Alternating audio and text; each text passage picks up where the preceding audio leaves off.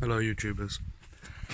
I don't normally talk on my videos, I usually put subtitles, but I think it's about time that I started talking on them. My power steering pipe failed on the car, so I've had to replace the power steering pipe.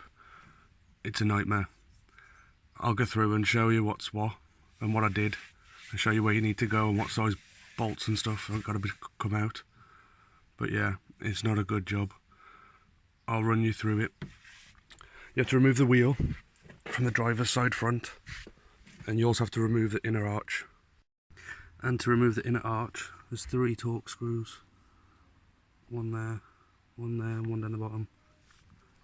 You also need the plastic clips which secure the arch plastic in.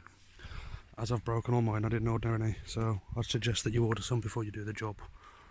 You have to undo a banjo bolt at the top, which I'll show you where that is now. And there's a 10mm bolt on the steering rack at the back.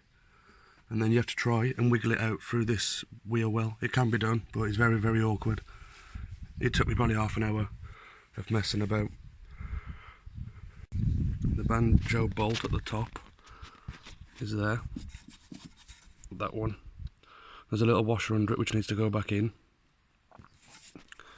And the pipe runs down there along the chassis.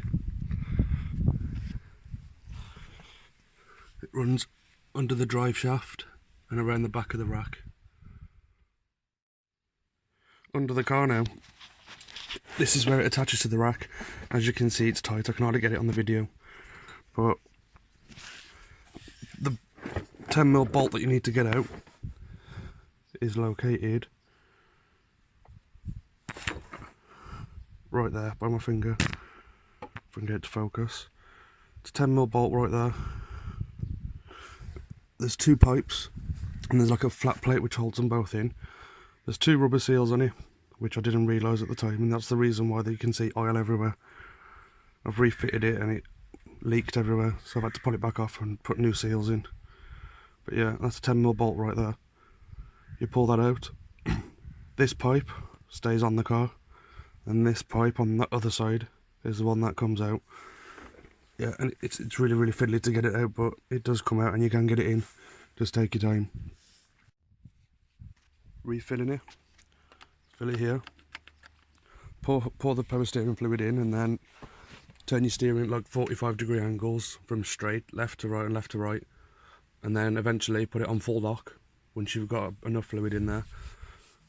Put it on full lock, hold it there for about 10 seconds and go the other way, hold it there for about 10 seconds and keep doing that.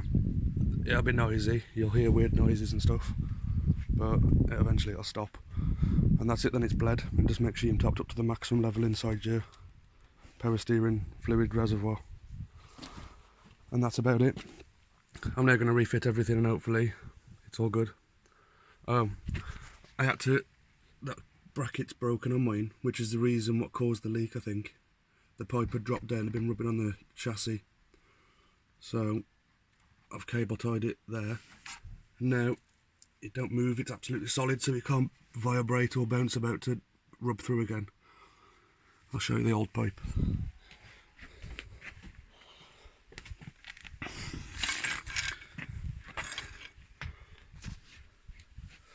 That's the plate which is at the back on the steering rack. And as you can see the shape of it, that's why it's such a nightmare to get out. This end is where the split is. The split was on that joint, that's where it was leaking from. So if you've got a loose power steering pipe, try and secure it. Otherwise you can have the same problem, and it is an absolute nightmare to change it. Well, I hope you like the video. From now on I'll be talking on my videos. I need to stop doing subtitles. I just find it a bit embarrassing, but I'll get there. Okay, thank you.